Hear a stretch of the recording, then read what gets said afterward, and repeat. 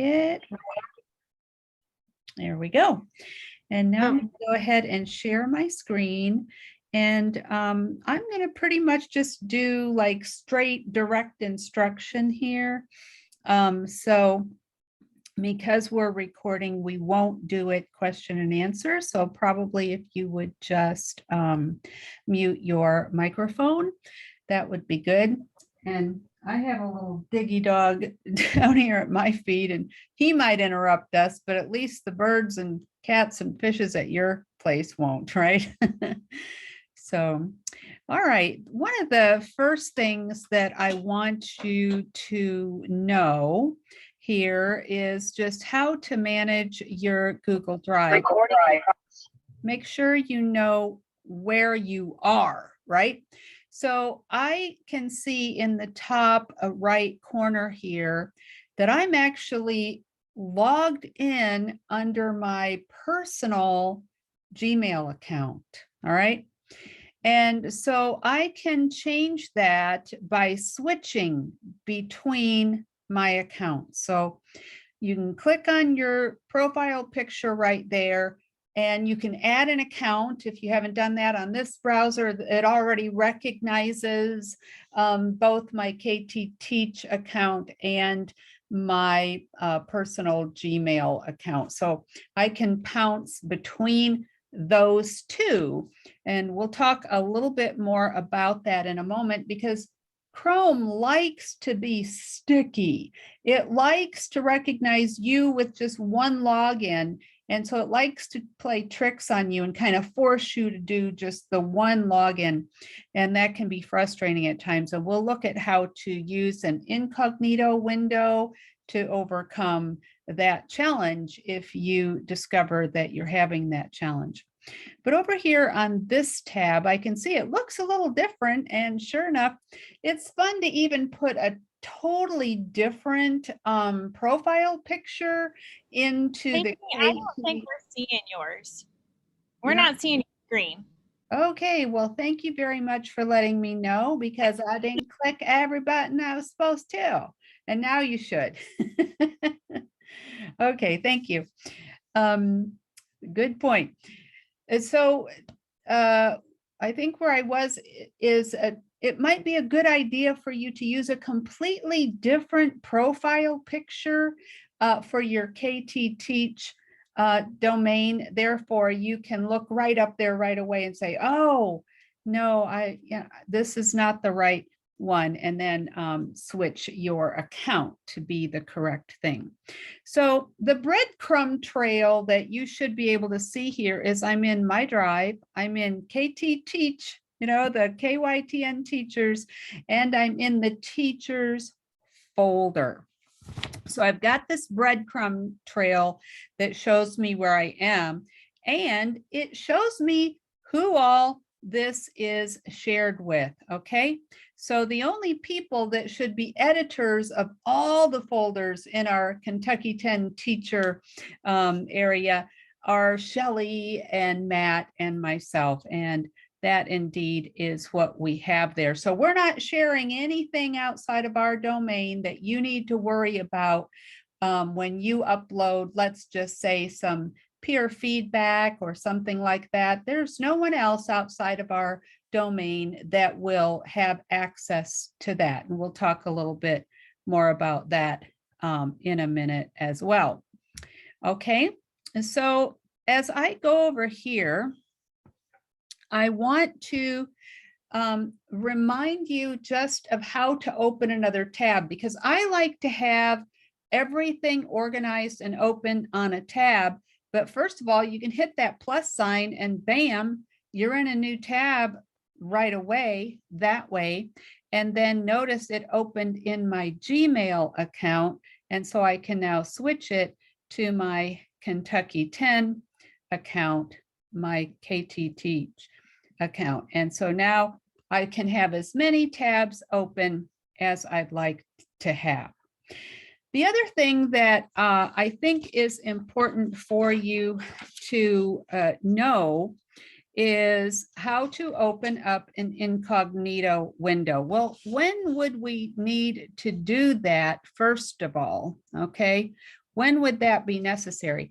And I've already mentioned it's if you're in your personal account, your Gmail account, and you want to go to your KT Teach and not disrupt all the other stuff that you've got open. And so just go to these little three dots and open a new incognito window there. And now you can log into Google.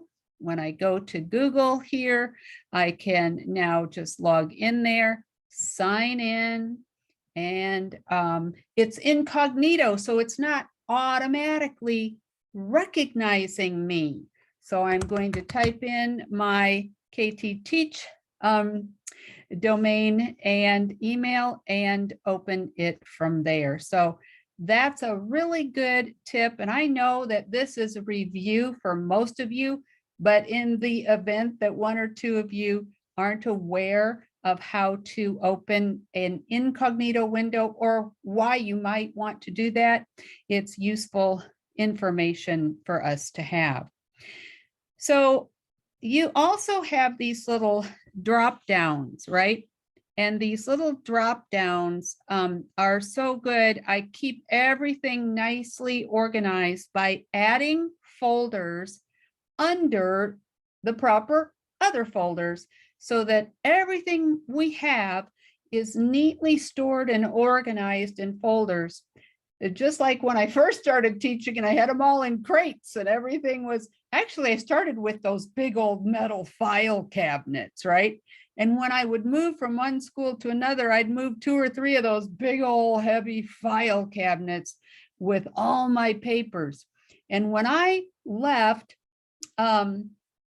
my one school in Florida and went to Southern Adventist University, I finally gave up all of those metal file drawers. And that was kind of a beautiful day that I didn't have to move those around anymore because everything was on a flash drive. Well, now everything's in Google. I don't own anything that I don't have stored in Google under my personal account or in KT Teach if it's for our conference office. And that's literally the truth. Every file that I own is stored between those, even my photographs and all of that. So it's a beautiful thing once you learn how and start utilizing good file management in Google. All right, so let's look at this little matrix up here. Some people call it the pancakes, but I'm going to click on that and notice that I can go right to my Google Classroom there, or Docs, or Drive. Let's look at the difference of what happens if I just go to Docs. What that's going to do is, if you know you created a file, a document using Google Docs, it's going to pull up all of your documents, okay? Whereas if you know you created it as a spreadsheet, you can go to Sheets instead. So that's one way that you can look at how everything is organized there and find just the thing that you want to find. But since I've got a really good file system, I always go to Google Drive, because Drive is like that metal file cabinet that I used to drive, put on the big old moving truck and haul from school to school. And as I opened the various drawers, I would have the large categories, and inside I had various folders. It's organized in the same exact way. You just have to tell it. So I click the drop down here and I can see all of my drawers. And here are my drawers, and it's a 3-drawer file cabinet, right? And this one is the largest file cabinet. It has the most folders in it. And here are all of my folders that I use, Matt and I use with our teachers, with our website, with our schools, with K-12 board, any of that. These are the big folders, all right, in there.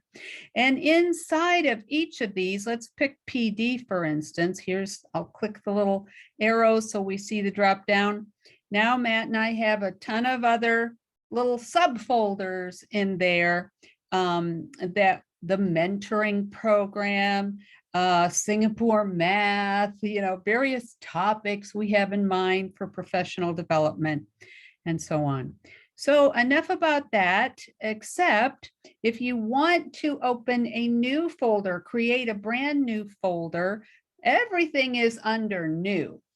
But before you click new, make sure you know which file cabinet you want it in and which file drawer in that cabinet you want it in and which folder you want it in.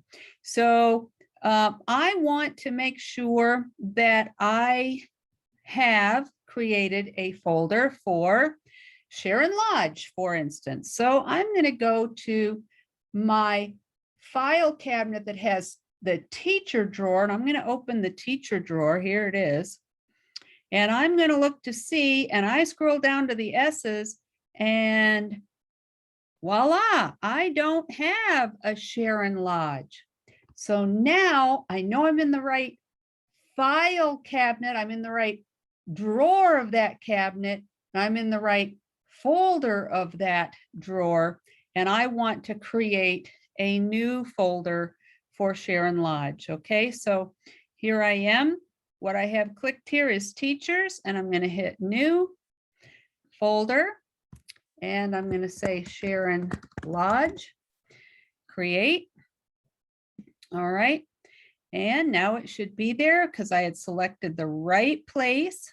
All right, and when I go to Sharon Lodge, I'm going to share it. So now I hit the share button.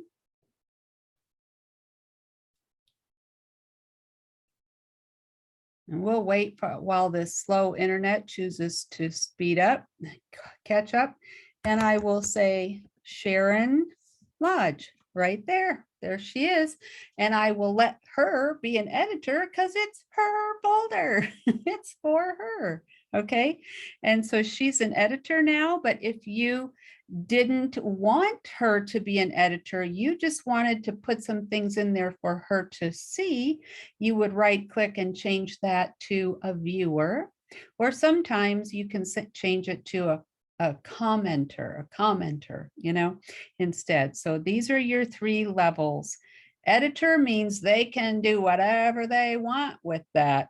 And commenter, they can make a comment about what you add. And usually we have all of our teacher folders just as editor. Okay, so she will get an email that's been set up. So that's a good thing. All right. Now, if you don't have it, if let's say you make a mistake and you don't have it in the right spot, okay, we can right click and say move to, and we can now go back to where we want it. So I'm going to start with the big file cabinet of KT Teach. I'm going to scroll down to teachers. I know I want it there. And then this is where it goes, move here.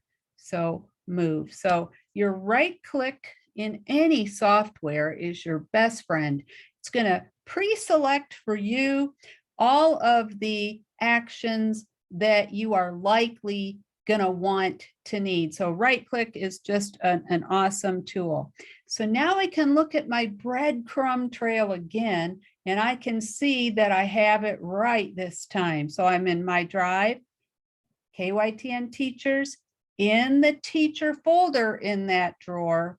And now I have a subfolder specifically for Sharon Lodge, and she has editing access to that folder. Okay, so I haven't even finished creating all of your teacher folders, but this is where you and Matt and I deal with professional development.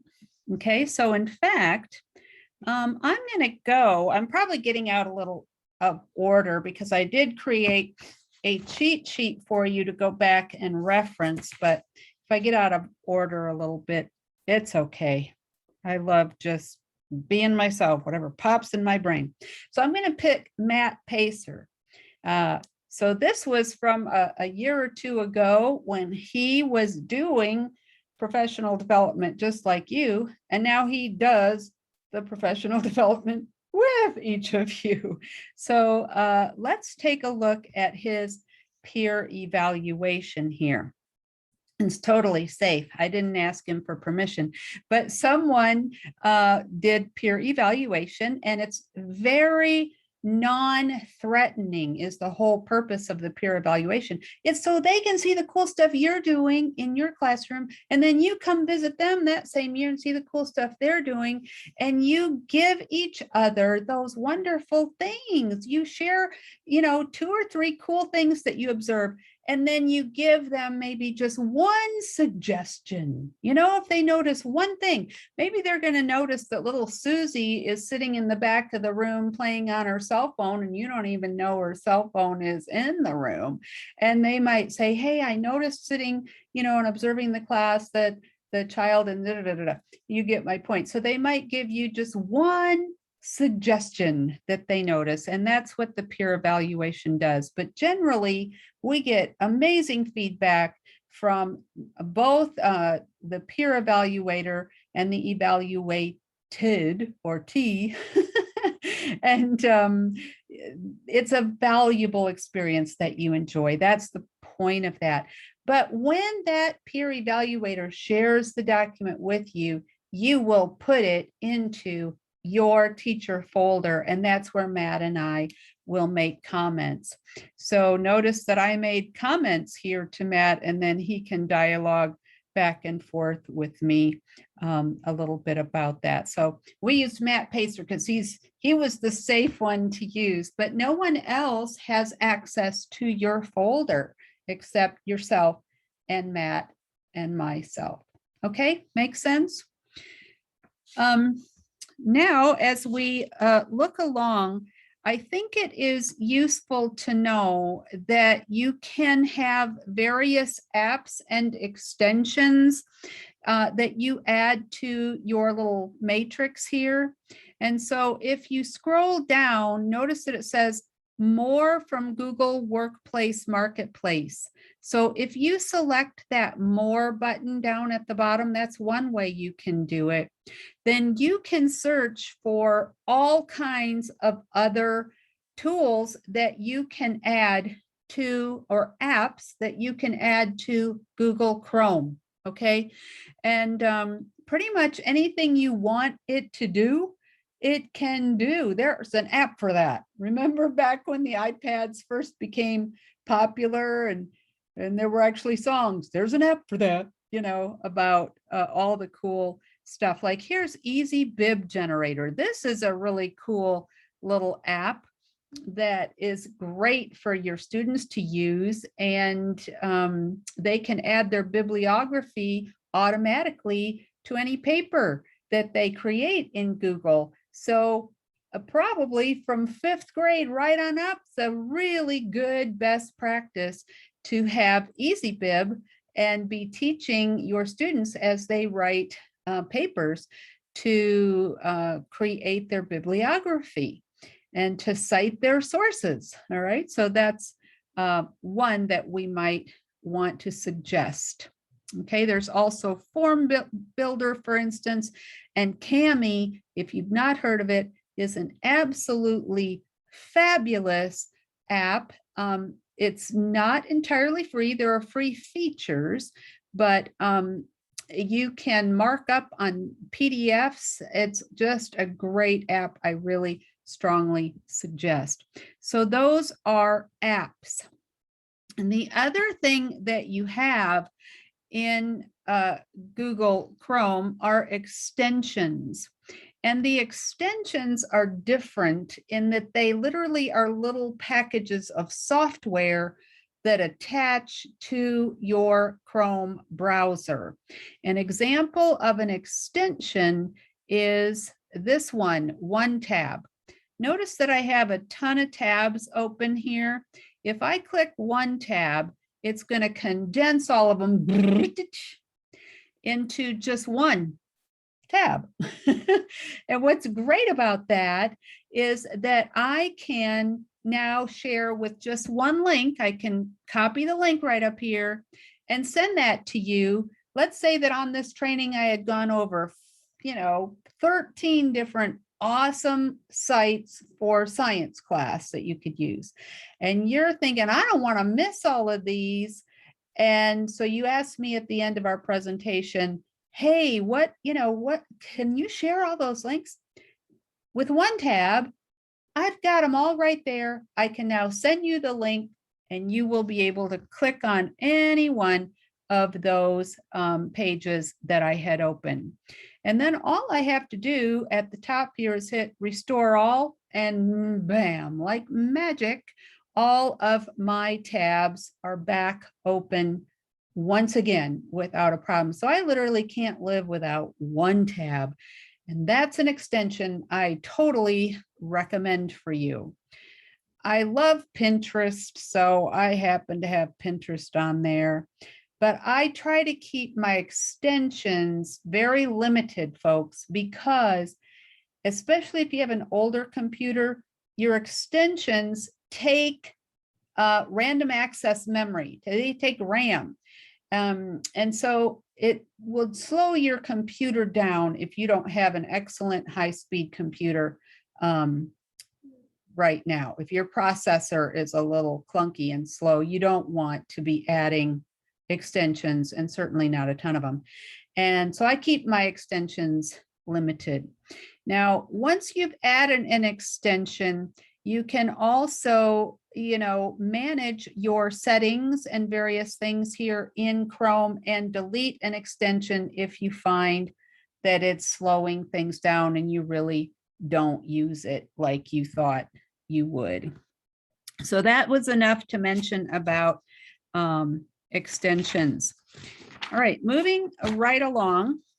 We've talked about drop down arrows, and we've talked about adding a teacher folder and how you would manage that.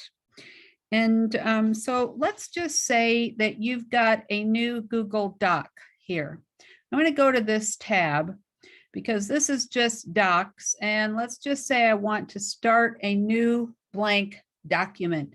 And I just start typing on this thing. And let's just say that I want to wait for my computer to catch up with what I'm doing. I want to visit Tullahoma. And they're going to do a self-study. Okay, Tullahoma self-study. And then I'm going to add the date and so on and so forth. If you click up on the top left, notice that the very first thing you type on that document, it's going to recognize that as the title of your document. So that's kind of a cool thing. Be specific right away about how you want to name your document. And then when you click up here, it automatically recognizes the first line as the title. You can change that all day long if you want to by just going right up here. And let's say that this is really Ridgetop that we want. So I would change it in both places. And that's another thing. Okay. Now, the other thing is, notice that right up next to the title, I have this star. That's to make it a favorite. If you've got those same things you go to all the time, oh yeah, this is one I want to repurpose. A letter to a parent about parent-teacher conferences or whatever. You might star that and reuse that kind of template quite often. But go to the folder, which is next. And this is your opportunity to say, where do I want this new document that I have just created? So the first way is be at the right breadcrumb, be at the right, metal file cabinet, drawer in that file cabinet, folder in that file cabinet before you start the new document. But if you do the reverse of that and you just grab a sheet of paper and you start writing like old school, and then you say, okay, where do I want to file this? This is how you do that. So you click on this, I want it in KYTN Teachers. That's my main file cabinet. And I want it under best practices or accreditation, whatever folder I want. And then I click move here. Okay, so either way, you can decide where you want to move a file that you create. All right, then moving on, we've got that filed. Let's take a look at managing things that are shared. So when would this happen? It's when Deborah Ito, as a mentor, who is someone you're mentoring this year, Deborah? Oh, she's walking. Who's your mentor? April. We'll ask April. And you'll have to unmute yourself. Not sure she remembers who her mentor is. You're right. I can see her face, and it's the one from Centerville. Totally. Okay, Sheila. So Sheila is your mentor. Yes, Sheila is my mentor. Yes. Okay, perfect. Thank you. I'm like you. I can remember faces, but not names so much. All right. So let's just say that Sheila, because, you know, we'll share with her, Matt's going to share with Sheila the mentoring form for her visitation with you, you know, and so once she completes that, she's going to share it with April. And once April gets it, she's going to determine where she wants to put it. And she can make a copy of it, so it's all her own. You can always do that. And you can put it in your personal folder as well. I like to do that. Things that I want to make sure will never be lost for my access, I make a copy and store it in my personal side of things. And so that's how that works. And so when you go to shared with me, Sheila would share it in Google. And when you go to shared with me, here are the things that have been shared most recently with me. Okay. And so as I look at this list, I want to make sure and everything is shared appropriately because we keep everything in folders. But if it's not, you can tell that where to go by right-clicking and move to, or you can make a copy of it, or you can add it to your drive. So you've got all of your options here, right? So right-click anything that's shared. And what I like to do is go through all the stuff that's been shared with me once a week until I get to the last one that I hadn't seen, okay? And that way, it's just part of my workflow once a week, you know, on Monday afternoon before I'm done with my office work, I just check my shared with me's and make sure everything that I want to copy or file where I want it is done consistently. And that way, I'm always on top of all that shared stuff. So that's the shared with me. Okay. If you were just working on a file or a folder and you can't find it, this recent is pretty handy. Oh, look at there. I can just see exactly what I've recently been doing. It's all right here. And if I know, okay, it was Friday when I did that, I can sort it by date and go back and find it if you should make a mistake with your filing. And it's just so great how the search works as well. Let's just say that I want to search for something that said classroom inventory. And so you can then see everything all right here that's related to classroom inventory. But there are other settings too, because you can say, okay, I know it was classroom inventory and it was a Google form. All right, so now I know it was classroom inventory, it was a form, and Matt Pacer's the one that created it. So I can say M Pacer. You see, so that way, by using that little gear deal up there and putting as much that you remember in there as possible, you're so much more likely to find those important things that you have lost. Okay, so we will cancel that. The other thing to keep in mind is if you go to shared with me, like right here is MJA minutes, and I can add a shortcut because I don't own this document. This document is owned by Kelvin at Memphis. And since I don't own it, I can add a shortcut and file it. So let's just say he makes a mistake. He shares it with me, but he makes a mistake and he had done his board minutes in his private Gmail account instead of his KT Teach. So what I would do is share it with the KT Teach domain in the appropriate folder where it would belong. So that again is your right click and your best friend with that. Now let's just say that we've got a document here. I'm going to go in and just find one. Music Fest master folder. All right, let's go to minutes for lack of something more interesting to look at.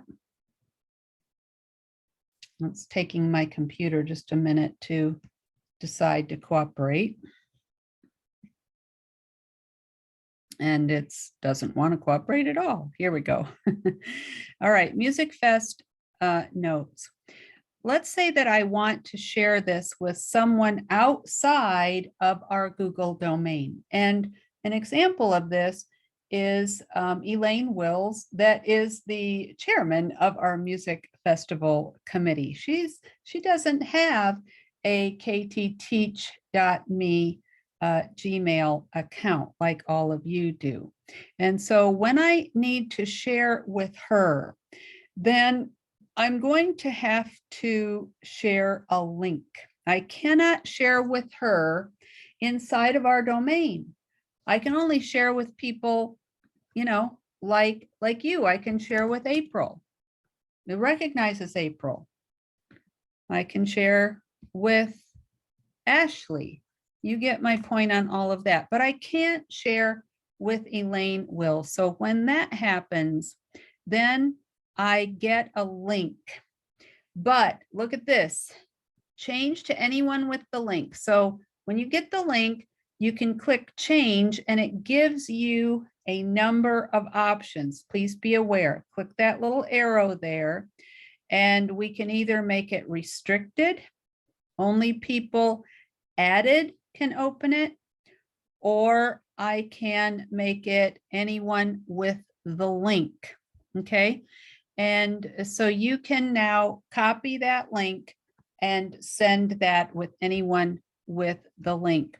But notice the little viewer there as well. I can determine at that point if I want the chairman of our committee to be able to be an editor of those minutes or just a commenter or just a viewer. So don't ignore this, get the link here. When you see there are a couple clickable options, check those out and make sure that you set this properly. And then you can just copy that link and email that to Elaine Wills and everybody is good to go. And they've got all of the file sharing appropriate settings. Also, if you don't want to share, we are underneath Madison Campus Elementary. Why? Because you cannot have a Google Education domain if you are not a school. Well, guess what? Kentucky-Tennessee Conference is not a school, right? We're not a school. So we had to choose one of your schools to establish our domain under. So a couple of years ago, I went to Leonard and I said, would you please host our domain? You've got the largest number of teachers, and I figured that'd make it easy because then he could help manage all the teachers right at his site. And so that that worked. So Leonard is a great backup to Matt and myself. If something ever happened where Matt and I were stuck in a snowstorm with no internet, Leonard could help you if all else fails on our Google domain. So because of that, when you go to share, you will perhaps notice that it says anyone at Madison Campus Elementary, can see that. Well, you can change that so that only specific people have access to your teacher folder. So if I don't do it right, which I try to get that fixed when I first set up your teacher folder, then you can change that. But Matt and I always should have access to it, and then you as well. So don't be afraid when it says anyone at Madison Campus can see your things. You can change that. You don't have to hit that little radio dial. Okay. All righty. Now I want to move to how to manage your school folders and how to manage your teacher PD folders, and make sure you know how to do that quite well, and then we'll be done for today. So let me clean up a few things here. So we've got less tabs open. I do want to point out that sometimes you've got a tab open and you just don't want to leave where you are. It's like really super useful information. You want to be able to come back and reference this exact tab. And so a good tip there is just right click and say duplicate. Because when you hit duplicate, now you got two tabs that are exactly the same. You can leave the first one you were on and reference it again, come back to it. But from the new tab that you just duplicated, you can now navigate to a different drawer in the file cabinet or a different folder in the drawer. So let's go back here. I'm in KT Teach. I'm in my teacher folder, and I want to go to schools. All of you principals out there, you are entirely responsible for managing your schools. So first of all, I want to take a look at Taylor Mill, and I just want to see who is responsible in their folder because they have a new principal. So I go to Taylor Mill, and I'm going to go to my breadcrumb trail, and I've got my KT teachers. I'm in schools. I'm in Taylor Mill. I'm going to click the little share button at the top to see who is this folder shared with. And it's shared with Ashley, the new principal. There already has access to her school folder. Okay, so that's good. And she's an editor. So Ashley, don't be dumping stuff out of there now, girl, because you have all the access in the world. She's got power, power, power. All righty. So there you go. And Shelley should have access, and Matt Pacer. And that's all. Okay. Now she may decide that she would also like Becky Kane to have access to the school folder, because that just kind of makes sense. Why not? What are we going to put in the school folder? Nothing that Becky Kane shouldn't also be aware of. So it's perfectly good to have the other teachers at your school, as long as they're not going to mess up your file system, right? And delete the wrong thing, have access to your folder. And you could make them just as a viewer if you would prefer, because you're not sure they know how to manage Google yet. They didn't come to this session, right? So you don't want them to have access to be an editor. She could add Becky Kane as a viewer or a commenter initially. All right. So just using them as an example here. All right, so now let's take a look at what they're going to find inside of that folder. And they're going to find their handbook, a folder for their opening report. That's where all your opening report stuff goes, principals, anything that you are specifically responsible for, you're going to save under opening report. Okay, so once you make your own document, you're going to save it under opening report. We don't do that for you. You do that for you. The latest. Can I ask a quick question? Where are we finding those folders? Is that under, are we going to find it under our KT Teach drive? Yes, ma'am. So we'll answer Okay. some questions at the end of our time since we're recording. Right. Sorry. And so as we go to Constitution, for instance, folks, Shelley has uploaded your very latest version of your Constitution. So when you go to your Constitution folder, you should have your Constitution in there, the latest version. If your constituency meeting, which should be held at least once a year, determines that they need to update their Constitution, then you would make sure, so notice that Taylor Mill hasn't been updated since 1993. So Ashley might want to verify that because that's a little dated, you know? So I think the handbook was too.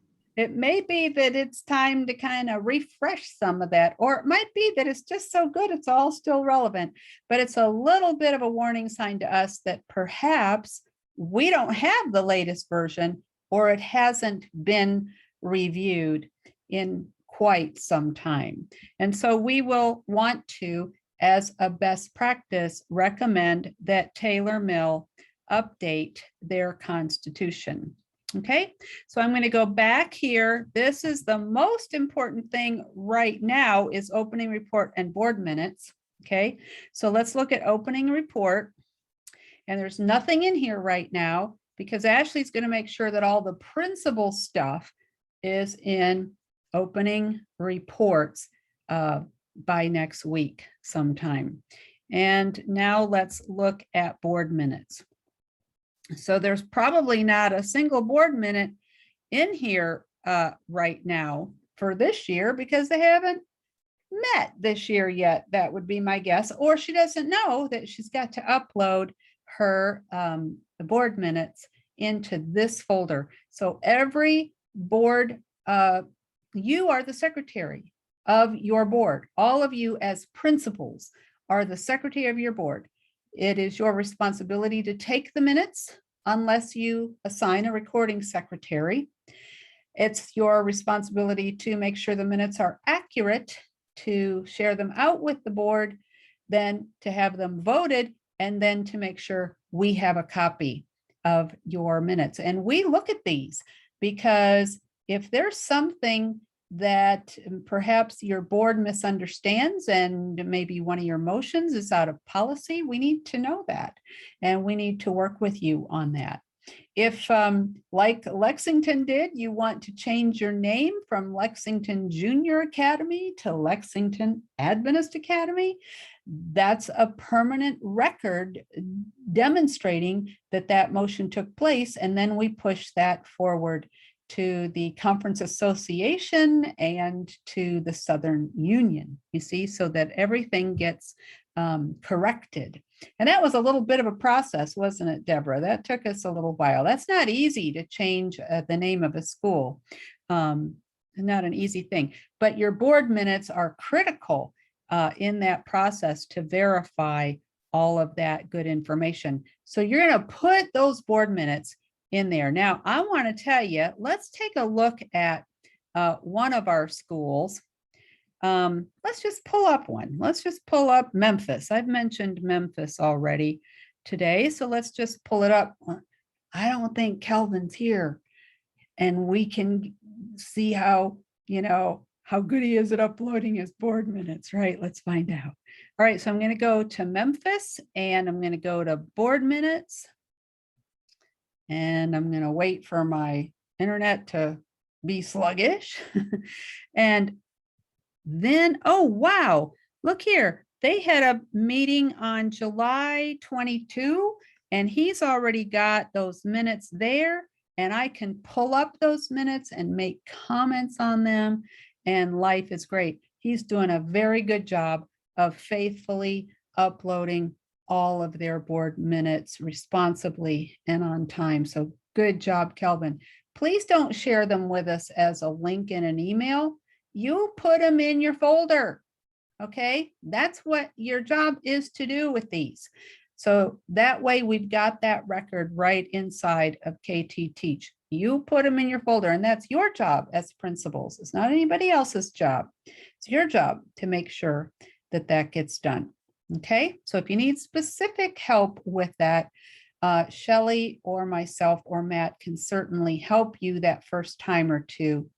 I like to just open up Google Drive and pull up a document and type them right there and kind of use the template from previous minutes and have it all right in there. I never even have to share it. It's already in the folder. It's done. As soon as I take the minutes, it's in there already. So to me, that's the most brilliant way to do it. And we'll finish off by talking just a little bit more about PD, because as we go to your teacher folders, whenever you do a peer evaluation or when we come and do a formal evaluation, we're going to put those documents inside of your teacher folder, but the only people that have access to that are you and us. That's it. Nobody else at your school. So we can set the permissions by folder, and that's not stored under your school, because this is your personal professional folder, right? It's your professional development folder. So it's only you and our team that have access to that. It's not in your school folders. No one else should have that ever. Okay. And so that's it. Now let's go over to Google Classroom here. And let's look at our KT Teach for this year. And if you have not already logged on, that's bad. Make sure you do that now, right today, so that we can assign things out to you. So here it is. And you go up to classwork here, and you can see our opening reports right here. And Matt has shared the opening report list. We'll look at that just quickly. And in this opening report list, you can see that if the word all is there, all of our teachers have to do that part. But the nice thing is they're largely Google Forms. So your opening report isn't terribly difficult to do. There's nothing you have to save to a folder if it's a Google form. Does that make sense? Because we get all that data the minute you complete the form. So you don't have to save any of that. But this says review of policies to remember. Well, that's just a Google Doc. You're just verifying that you've seen these policies. You've read through them. You know, that's all you're doing there. Okay, let's see. Is there anything else that you would need to save to your school folder under opening report? Nope, that's a form, that's a form, that's a form. Well, man, oh man, that looks pretty easy to do then, right? So if you have any specific documents of specifically oriented things for your school that's important to put in your opening report, then that folder is there for you. But most everything you have to do for opening reports is through a Google form, and you don't have anything that you have to save in that way. But your daily class schedule should be in your opening report. And it might be a really good idea to put it in your teacher folder too, so that if I want to just check if I'm want to come and visit your school on a Tuesday at 10, what class you're teaching. That we look at those things, but that needs to be in your folder so that we know when we go to Louisville, who's teaching what at 10 a.m. on a Tuesday. You know, that's the point of that. And the second point is to make sure you're not spending, 82% of your time teaching Encounter Bible every week, and only 15% of your time teaching math. That probably would not be a good thing. And so we might provide some coaching on that for you. All right, my dears, that's pretty much it. I think that's enough. And so we'll stop with our recording now, and I will hit the stop button on the recording, and we should be good to go. Okay, stop recording.